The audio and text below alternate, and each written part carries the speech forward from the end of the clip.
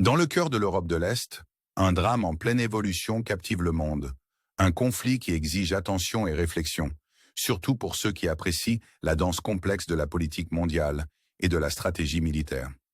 Bienvenue dans une exploration du front ukrainien, un paysage empreint de tensions et de manœuvres tactiques qui résonnent comme les complexités d'un grand échiquier.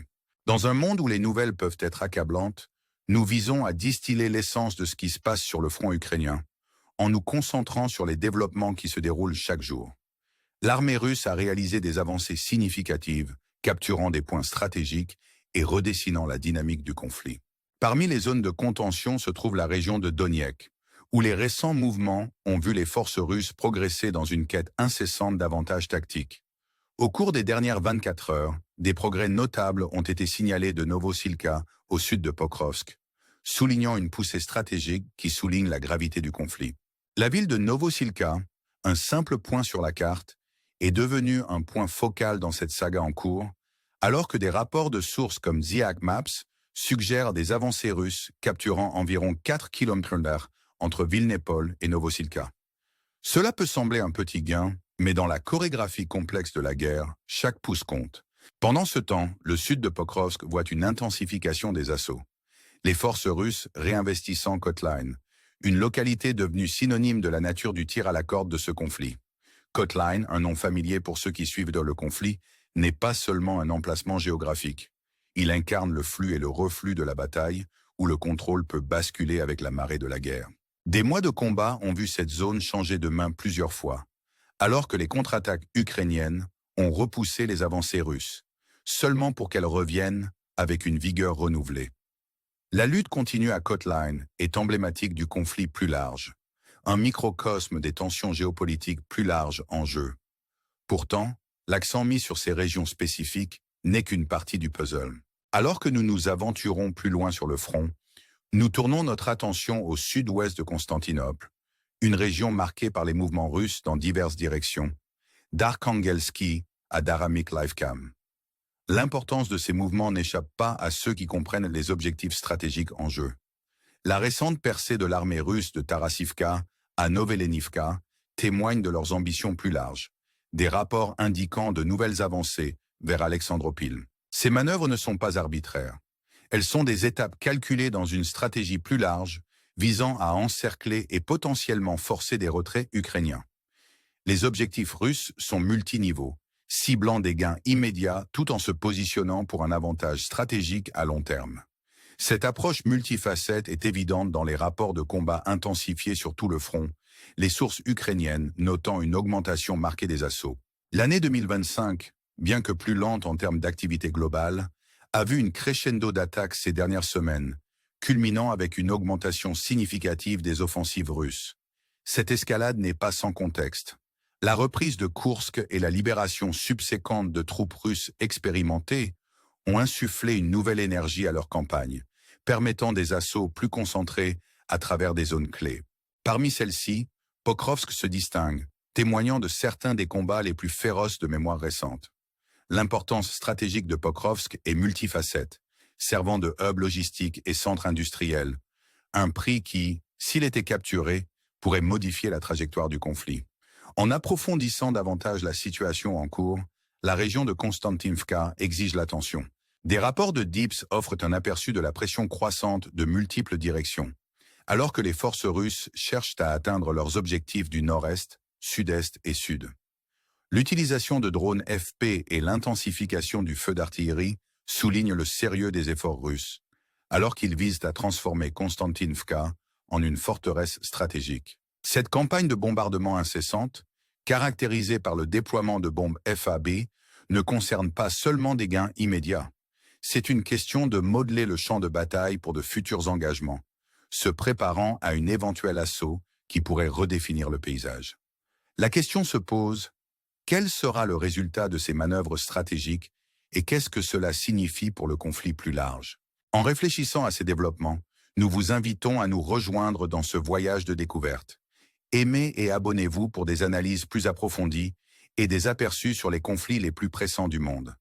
Réfléchissons aux drames qui se déroulent et considérons ce que cela signifie pour l'avenir de la géopolitique mondiale.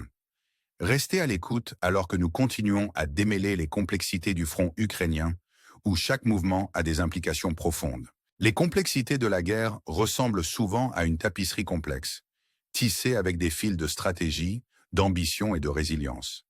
Alors que nous continuons à disséquer la situation qui se déroule sur le front ukrainien, il est crucial de comprendre les implications plus larges de ces mouvements. La poussée incessante des forces russes dans diverses régions met en évidence un effort déterminé pour remodeler le paysage géopolitique. Au cœur de ce conflit se trouve la ville de Konstantinivka, un lieu d'importance stratégique qui est devenu un point focal pour les forces russes et ukrainiennes. En approfondissant les développements récents, il est évident que les Russes exercent une pression depuis plusieurs axes, cherchant à encercler et potentiellement isoler cette ville clé. Les mouvements de Chassibiar, Torietsk et les approches du Sud soulignent une stratégie calculée pour atteindre la domination par des assauts multifacettes. Chassibiar, une ville d'importance historique, se dresse comme une forteresse contre les forces russes en progression. La bataille en cours pour ce bastion représente plus qu'un simple objectif tactique. Elle symbolise la résilience et la détermination de la défense ukrainienne. Pendant ce temps, la situation à Torietsk est tout aussi cruciale. Les Russes visent à capitaliser sur toute faiblesse potentielle, s'efforçant de sécuriser un passage vers Konstantinivka depuis le sud-est. Cependant, la résistance ukrainienne reste robuste, avec des contre-attaques et des manœuvres défensives retardant les avancées russes dans plusieurs cas. Pourtant, c'est l'approche sud de Konstantinivka qui attire une attention particulière. Ici, les Russes semblent tester les limites, cherchant des vulnérabilités qui pourraient être exploitées à leur avantage. Cette poussée du Sud fait partie d'un plan plus large pour créer un mouvement en tenaille, enveloppant la ville et coupant les lignes d'approvisionnement vitales. L'utilisation intensifiée de drones et d'artillerie dans ce secteur témoigne de la gravité de l'intention russe. Les rapports des sources ukrainiennes indiquent une augmentation significative du déploiement de drones FP, utilisés à la fois pour la reconnaissance et les opérations offensives. Ces drones, combinés à un barrage de tirs d'artillerie, sont conçus pour adoucir les défenses et ouvrir la voie à des assauts terrestres. L'impact psychologique de ces tactiques ne peut être sous-estimé, car la menace constante d'attaque pèse lourdement sur les populations militaires et civiles. De plus, le déploiement de bombes FAB, des dispositifs explosifs massifs, ajoute une autre couche de complexité au conflit.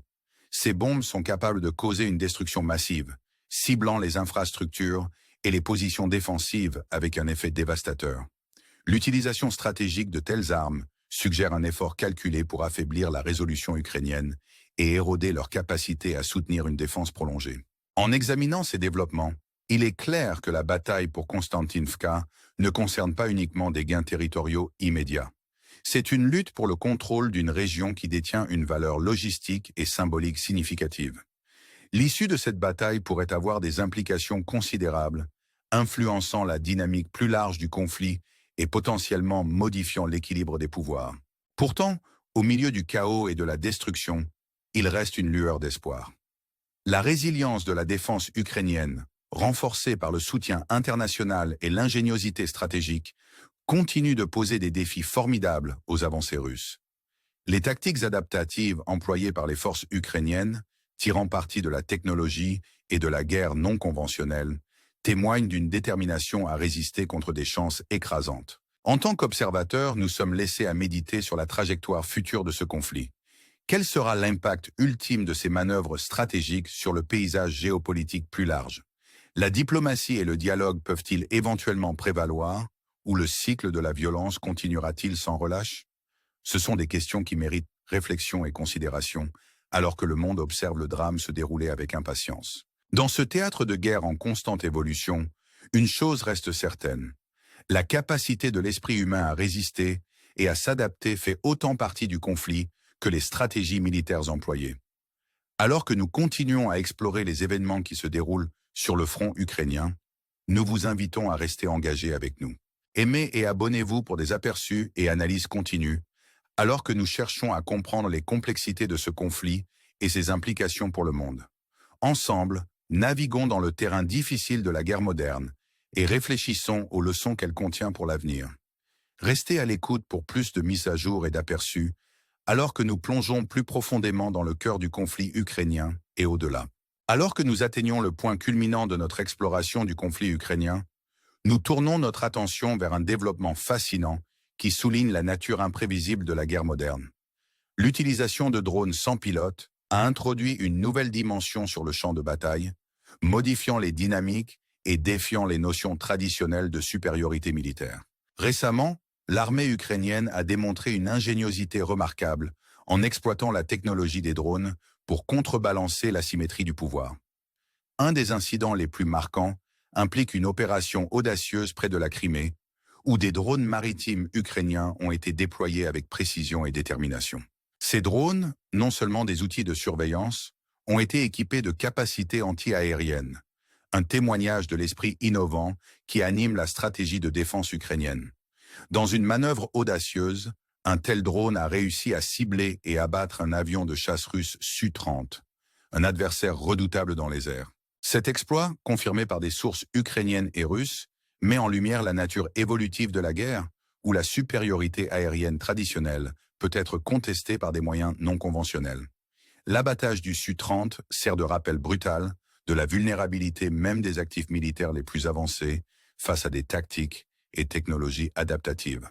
C'est une narration de David contre Goliath, où l'agilité et la créativité peuvent niveler le terrain contre des chances apparemment insurmontables. Les renseignements ukrainiens suggèrent que cet incident n'était pas isolé, avec des affirmations selon lesquelles plusieurs avions ont été ciblés.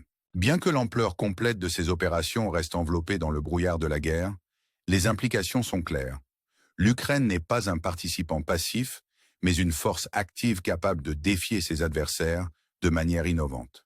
Ces opérations de drones font partie d'une stratégie plus large, visant à perturber et dissuader les avancées russes, en particulier dans la région stratégiquement vitale près du pont de Kertch. Cette zone a été un point focal pour les efforts ukrainiens visant à saper les capacités logistiques et militaires russes, le pont lui-même symbolisant un carrefour critique dans le conflit. La menace d'attaque de drones dans cette région sert un double objectif.